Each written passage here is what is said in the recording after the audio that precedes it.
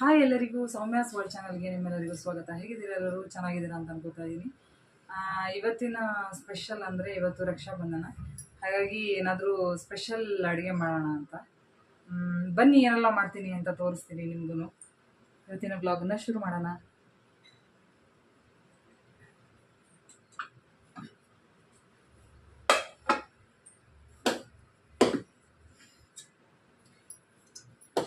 ಇಲ್ಲಿ ನಾನು ಮಡಿಕೆ ಕಾಳನ್ನು ನೆನೆಸ್ಕೊಂಡು ನಿನ್ನೆ ಬೆಳಿಗ್ಗೆ ನೆನೆಸ್ಬಿಟ್ಟು ರಾತ್ರಿ ಕಟ್ಟಿಟ್ಟಿದ್ದೆ. ಇದು ಮೊಳಕೆ ಚೆನ್ನಾಗಿ ಬಂದಿದೆ, ಮೊಳಕೆ ಬಂದಿರೋ ಮಡಿಕೆ ಕಾಳಿದು. ಹಾಗೆ ಇದಕ್ಕೆ ಒಂದು ಟೊಮೆಟೊ ತೊಗೊಂಡಿದ್ದೀನಿ, ಮೀಡಿಯಮ್ ಸೈಜ್ದು. ಇವಾಗ ಇದಕ್ಕೆ ಈರುಳ್ಳಿನ ಕಟ್ ಮಾಡಿ ಹಾಕೋತೀನಿ. ನಿಮಗೆ ಬೇಕಿದ್ರೆ ಆಲೂಗಡ್ಡೆನ ಕೂಡ ಹಾಕೋಬೋದು. ನಾನು ಇಲ್ಲಿ ಆಲೂಗಡ್ಡೆನ ಹಾಕೋತಾ ಇಲ್ಲ, ಬರೀ ಈರುಳ್ಳಿನ ಮಾತ್ರ ಹಾಕೋತಾ ಇದ್ದೀನಿ. ಟೊಮೆಟೊ ಮತ್ತು ಈರುಳ್ಳಿನ ಹೆಚ್ಚಿಟ್ಟಾಯಿತು. ಇವಾಗ ಇದಕ್ಕೆ ಮಸಾಲೆ ಮಾಡ್ಕೊಳ್ತೀನಿ. ಮಸಾಲೆಗೆ ನಾನು ತೆಂಗಿನ ತುರಿನ ಹಾಕೋತಾ ಇದ್ದೀನಿ.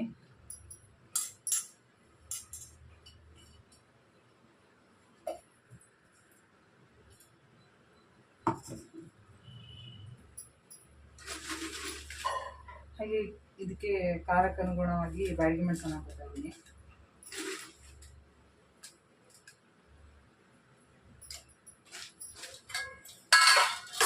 ಹಾಗೆ ಇದಕ್ಕೆ ಹುರಿದಿರುವಂಥ ಧನಿಯಾ ಕಾಳನ್ನು ಹಾಕೋತಾ ಇದ್ದೀನಿ.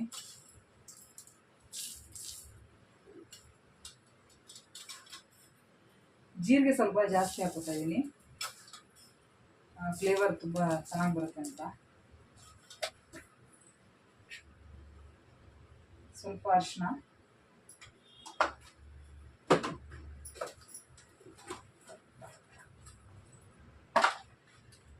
ಇದಕ್ಕೆಲ್ಲರೂ ಗರಂ ಮಸಾಲೆನ ಹಾಕೋತಾರೆ, ಆದರೆ ನಾನು ಗರಂ ಮಸಾಲೆ ಹಾಕ್ತಾ ಇಲ್ಲ. ಒಂದು ಸಣ್ಣ ಪೀಸು ಚಕ್ಕೆನ ಹಾಕೋತಾ ಇದ್ದೀನಿ.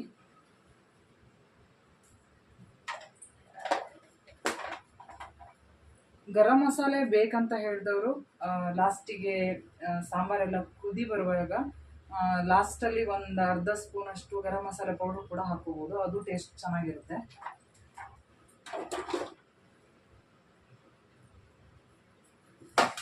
ಇವಾಗ ಇದನ್ನು ರುಬ್ಕೋತೀನಿ. ಈ ಥರ ಮಸಾಲೆನ ರುಬ್ಕೊಂಡಿದ್ದೀನಿ.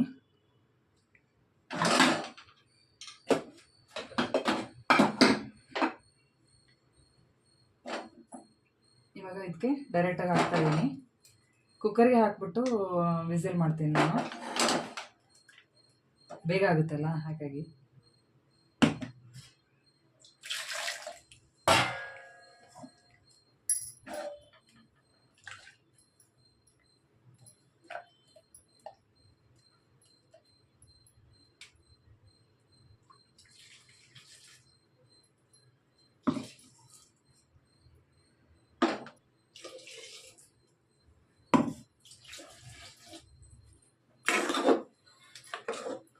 ನಿಮಗೆ ಎಷ್ಟು ನೀರು ಬೇಕೋ ಅಷ್ಟು ನೀರನ್ನು ನೋಡ್ಕೊಂಡು ಹಾಕ್ಕೊಳ್ಳಿ.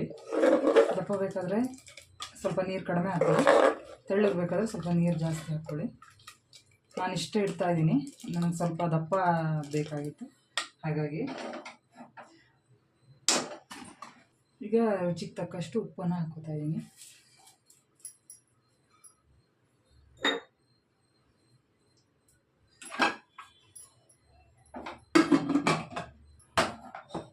ಈಗ ಲಿಡ್ ಕ್ಲೋಸ್ ಮಾಡಿ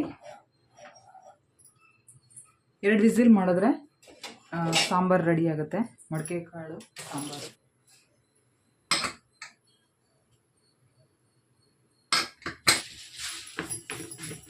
ಸ್ವಲ್ಪ ಕಡಲೆಬೇಳೆನ ಹಾಕೋತಾ ಇದ್ದೀನಿ, ಇದು ಪಾಯಸಕ್ಕೆ.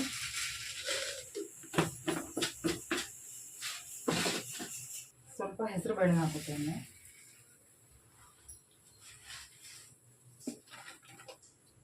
ಹಾಗೆ ಸ್ವಲ್ಪ ಸಾಬುದಾನನ ಕೂಡ ಹಾಕ್ಕೊತಾ ಇದ್ದೀನಿ, ಅದು ಟ್ರಾನ್ಸ್ಪರೆಂಟಾಗಿ ಚೆನ್ನಾಗಿ ಬರುತ್ತೆ ಪಾಯಸ, ಅದಕ್ಕಾಗಿ. ಇದಕ್ಕೆ ನೀರು ಹಾಕ್ಬಿಟ್ಟು ಇವಾಗ ಬೇಯಕ್ಕಿಡ್ತೀನಿ.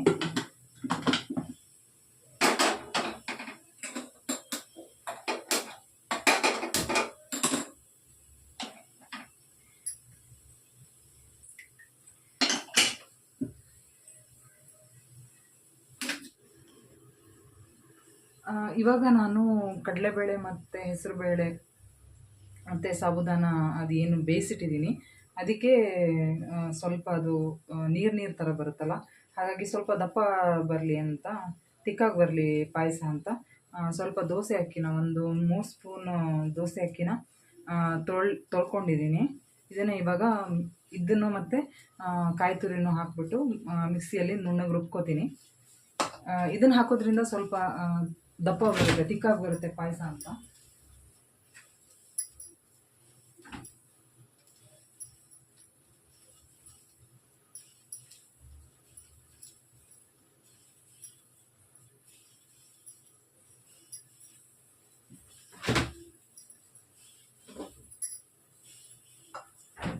ಕಾಯಿ ತುರಿ ಹಾಕ್ಕೊಂಡಿದ್ದೀನಿ, ಅದಕ್ಕೆ ಈ ತೊಳೆದಿರುವಂಥ ದೋಸೆ ಅಕ್ಕಿನ ಹಾಕೋತಾ ಇದ್ದೀನಿ.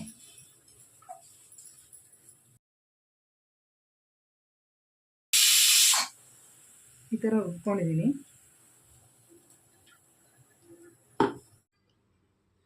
ಮಡಿಕೆ ಕಾಳು ಸಾಂಬಾರು ರೆಡಿಯಾಗಿದೆ.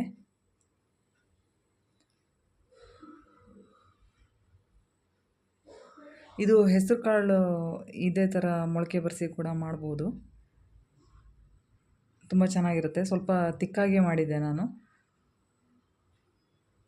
ಚಪಾತಿಗೆ ಪೂರಿಗೆ ಆ ಥರ ಎಲ್ಲ ಚೆನ್ನಾಗಿರುತ್ತೆ.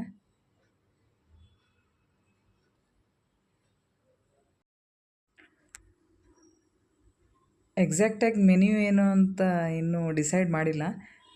ನನ್ನ ಹತ್ರ ಏನೇನು ಸಾಧ್ಯನೋ ಅದನ್ನೆಲ್ಲ ಮಾಡೋಣ ಅಂತ ಅಂದ್ಕೊಂಡೆ. ಮೊದಲನೇ ಐಟಮ್ ರೆಡಿ ಆಯಿತು.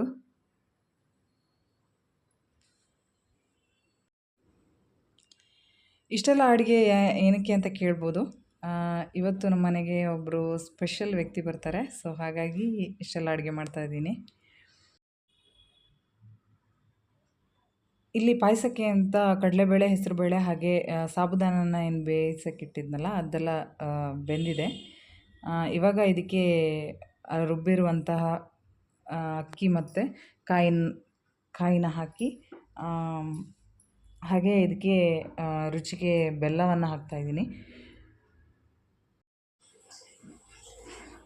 ಕಡಲೆಬೇಳೆ ಒಂದನ್ನೇ ಹಾಕಿ ಕೂಡ ಮಾಡ್ಬೋದಿತ್ತು ಪಾಯಸ, ಆದರೆ ಕಡಲೆಬೇಳೆನ ಒಂದು ಹಾಕಿ ಮಾಡಬಾರ್ದು ಅಂತ ಹೇಳ್ತಾರೆ.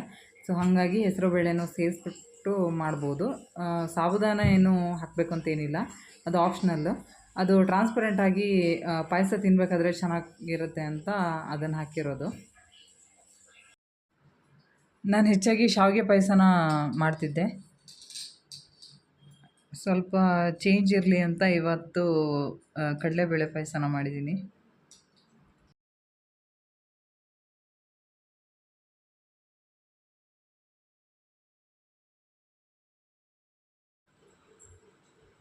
ಪಾಯಸ ಕುದೀತಾ ಇದೆ, ಕಲರ್ ಕೂಡ ಚೇಂಜ್ ಆಯಿತು, ನಿಮಗೂ ಕೂಡ ಕಾಣಿಸ್ತಾ ಇರ್ಬೋದು.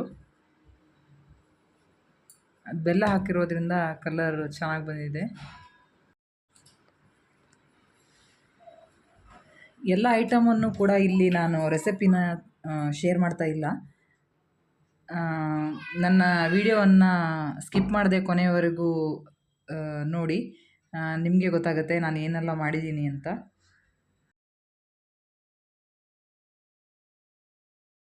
ಇವತ್ತು ರಕ್ಷಾಬಂಧನದ ಹಬ್ಬ ಆಗಿರೋದ್ರಿಂದ ಒಂದು ರಾಖಿ ಮಾಡೋಣ ಅಂತ, ನಾನು ಹೇಗೆ ರಾಖಿ ಮಾಡ್ತೀನಿ ಅಂತ ನಿಮಗೂ ತೋರಿಸ್ತೀನಿ. ಬನ್ನಿ ರಾಖಿ ಮಾಡೋಣ.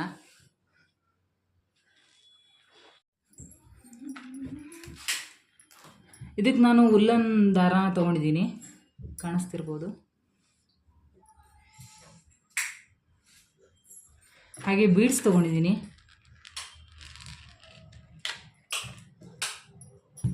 ಅದನ್ನು ಹಾಕ್ಕೊಳ್ಳೋದಕ್ಕೆ ಒಂದು ನೀಡಲ್ ಮತ್ತು ದಾರ ತೊಗೊಂಡಿದ್ದೀನಿ. ಸಿಸರ್,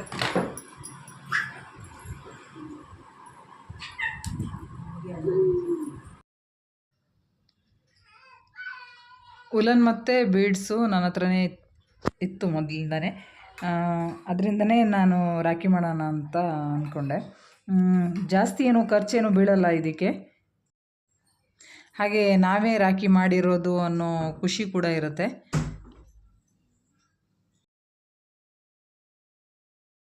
ಇದಕ್ಕೆ ಇದೊಂದೇ ಬೀಡ್ಸ್ ಅಲ್ಲ, ಬೇರೆ ಥರ ಬೀಡ್ಸು ಕೂಡ ನಾವು ತೊಗೊಂಬಂದು ಹಾಕಿ ಮಾಡ್ಕೋಬೋದು. ನಾವೇ ಮಾಡೋ ರಾಖಿ ಆದರೆ ನಮ್ಗೆ ಹೇಗೆ ಬೇಕೋ ನಾವು ಹಾಗೆ ಬೀಡ್ಸನ್ನು ತೊಗೊಂಬಂದು ನಮಗೆ ಯಾವ ರೀತಿ ಬೇಕೋ ಆ ರೀತಿ ರಾಖಿನ ಮಾಡ್ಕೋಬೋದು. ಹೊರಗಡೆಯಿಂದ ತರೋದಕ್ಕಿಂತ ಮತ್ತು ನಾವೇ ಮಾಡಿರೋ ರಾಖಿ ಅನ್ನೋ ಖುಷಿ ಇರುತ್ತೆ ನಮಗೆ.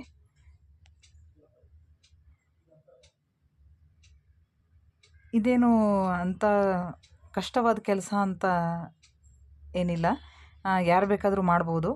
ಒಂದು 2 ಸಲ ಪ್ರಾಕ್ಟೀಸ್ ಬೇಕಷ್ಟೇ, ಮಾಡ್ಕೋಬೋದು.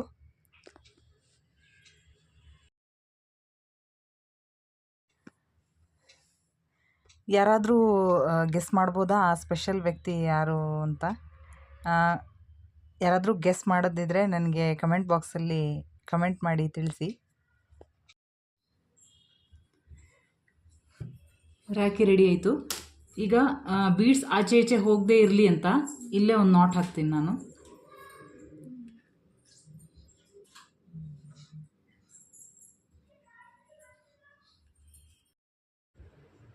ನನ್ನ ಹತ್ರ ಒಂದೇ ಥರದ ಬೀಡ್ಸ್ ಇತ್ತು, ಅದಕ್ಕಾಗಿ ನಾನು ಒಂದು ರಾಖಿನ ಮಾತ್ರ ಮಾಡಿಕೊಂಡೆ.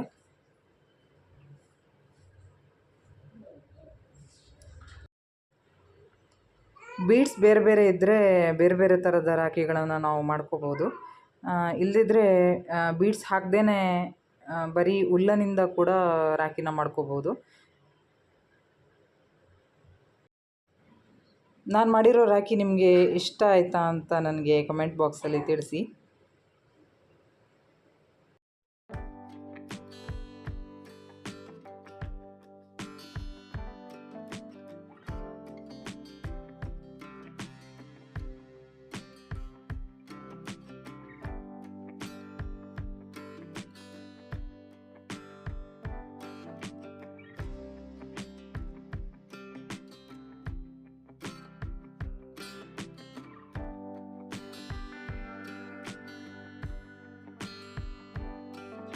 ನನ್ನ ರಾಖಿ ಹೇಗಿತ್ತು ಅಂತ ನನಗೆ ಕಮೆಂಟ್ ಮಾಡಿ ತಿಳಿಸಿ.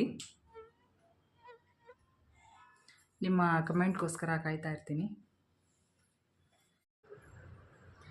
ಇವಾಗ ಗೊತ್ತಾಗಿರ್ಬೋದು ಇವತ್ತಿನ ಸ್ಪೆಷಲ್ ಏನು, ಹಾಗೆ ಸ್ಪೆಷಲ್ ವ್ಯಕ್ತಿ ಯಾರಾಗಿರ್ಬೋದು ಅಂತ. ಇವತ್ತು ನನ್ನ ತಮ್ಮ ಬಂದಿದ್ದಾನೆ,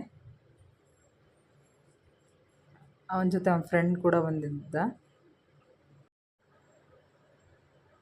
ಇಬ್ಬರು ಬಂದಿರೋದು ನನಗೆ ತುಂಬ ಖುಷಿಯಾಯಿತು. ಅಕ್ಕ ಅಥವಾ ತಂಗಿಗೆ ಇದ್ದರಷ್ಟು ಒಂದು ಒಳ್ಳೆ ಸೆಲೆಬ್ರೇಷನ್ ಬೇರೆ ಇಲ್ಲ ಅಂತ ಅನ್ಕೋತೀನಿ.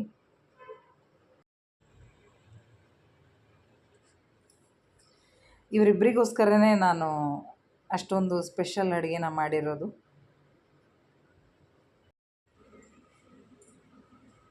ನನ್ನ ತಮ್ಮ ಏನೋ ತುಂಬ ತಮಾಷೆಗೆ ಏನೋ ಮಾತಾಡ್ತಿದ್ದ, ಅದಕ್ಕೆ ತುಂಬ ಜೋರಾಗಿ ನಗು ಬರ್ತಾಯಿತ್ತು.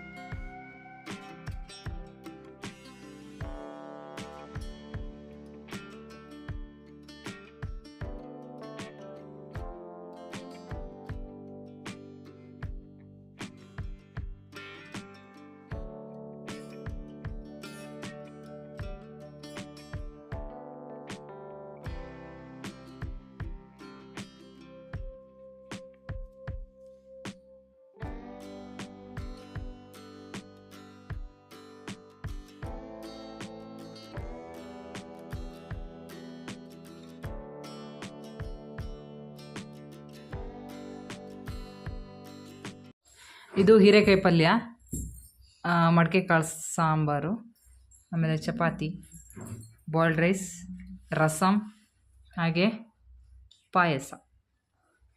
ಇವತ್ತಿನ ರಕ್ಷಾಬಂಧನದ ಸ್ಪೆಷಲ್ ಮೆನು. ನಿಮಗೆ ನನ್ನ ವಿಡಿಯೋ ಇಷ್ಟ ಆಗಿದರೆ ಲೈಕ್ ಮಾಡಿ, ಶೇರ್ ಮಾಡಿ, ಸಬ್ಸ್ಕ್ರೈಬ್ ಮಾಡ್ಕೊಳ್ಳಿ. ಹಾಗೆ ಕಮೆಂಟ್ ಮಾಡೋದನ್ನು ಕೂಡ ಮರಿಬೇಡಿ. ಸಿಗ್ತೀನಿ ಇನ್ನೊಂದು ವಿಡಿಯೋದಲ್ಲಿ. ಅಲ್ಲಿಯವರೆಗೂ ಬಾಯ್.